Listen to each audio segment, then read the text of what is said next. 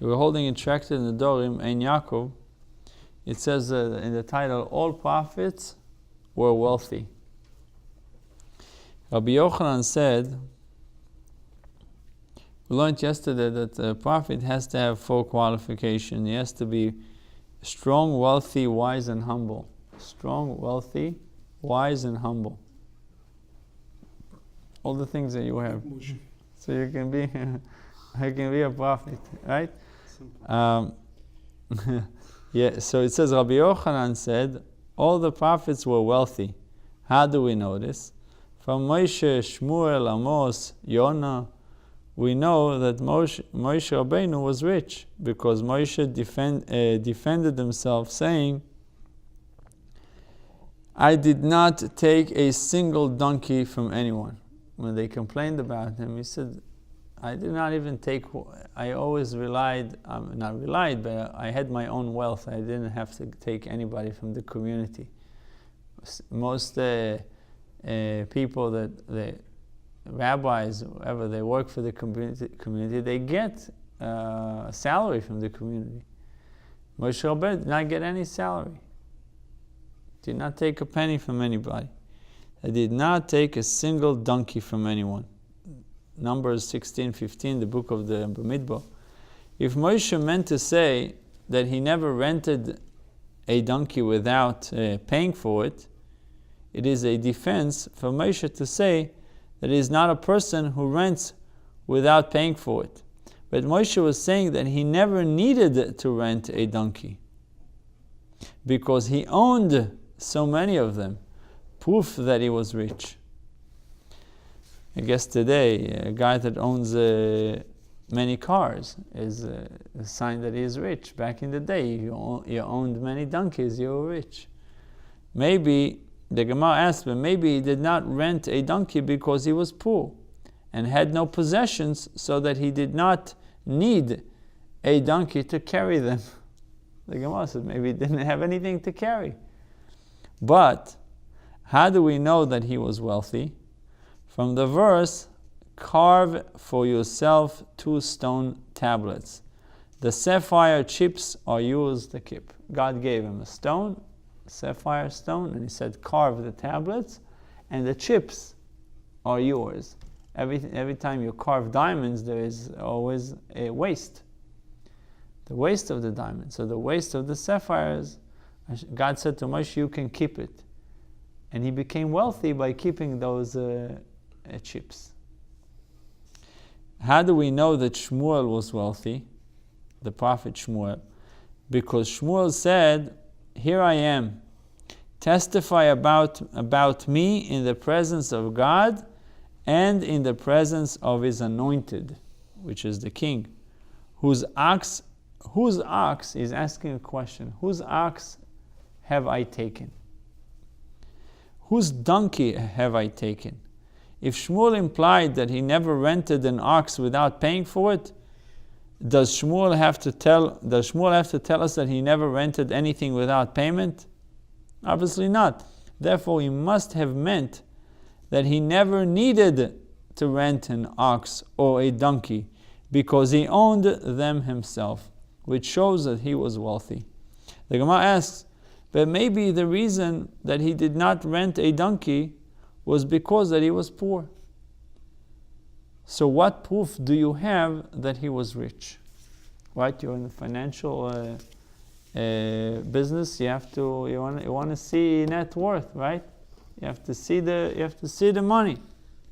You have to see the donkeys. Right? You have to really see that he has it. Rather, the proof is from the verse, Shmuel judged Israel, circling the whole country. Then he would return to Ramah. Shmuel Aramati, he would turn into Ramah, his place, for his home was there in the Ramah. Rava commented that wherever he went, his house and all his belongings went with him, so that he would not have to borrow anything. He had everything he needed. His house was always with him. He had a mobile home, but a nice mobile home. A sign that he was a rich man. Today, if you have a is it called those Bus. bus? Those are very expensive. Those homes, the RVs, right? He had an RV that was with him all the time. He didn't need to borrow anything. Doesn't need a place to sleep. He doesn't need a place to eat. The kitchen was there. Everything was there. Why didn't he want to get anything from anybody? Besides the fact that he was rich. Because if you're a judge and you're taking from people things, you can't really judge them. Because it's like bribery.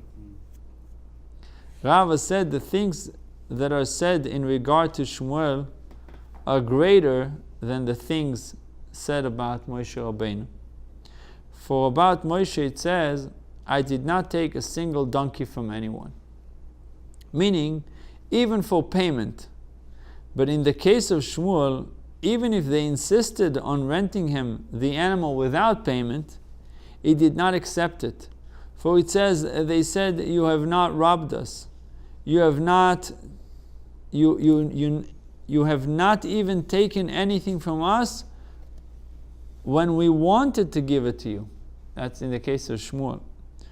We know that Amos was wealthy because it says Amos said and replied to Amaziah, I am not a false prophet who prophesies for money, nor am I the son of a prophet, but I am a cattle herder. Meaning he's a shepherd, but for cattle herder, and a tender of sycamore trees. He is watching the trees. He's the forest guard for the sycamore trees. Amos 7:14. As Rabbi Yosef explained, he implied, I am a cattleman and own sycamore trees in the valley. I am a wealthy man. I do not need the people's money. We know that Yonah was a wealthy man because it says he went down to Jaffa or Yaffo and found a ship bound for Tarshish, heading to Tarshish. He paid its fare and boarded it. That's from Yonah 1:3. Rabbi Yochanan explained he rented the whole ship. For he wanted the ship to sail at once without waiting for passengers and cargo. Rabbi Romanos said the rental of the ship amounted to 4,000 golden dinars. It was an expensive ride. A clear indication that Yonah was wealthy. Rabbi Yochanan further said at first, during the 40 days that Moshe was on Mount Sinai, he studied the Torah and forgot it. Studied and forgot the whole thing.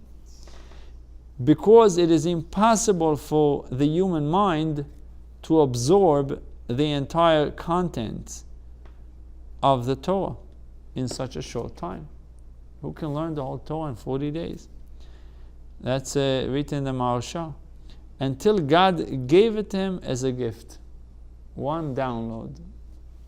He gave it to him. For it says, when God finished speaking to Moshe on Mount Sinai, he gave him 2 tablets of the testimony as a gift. Bruchim to you.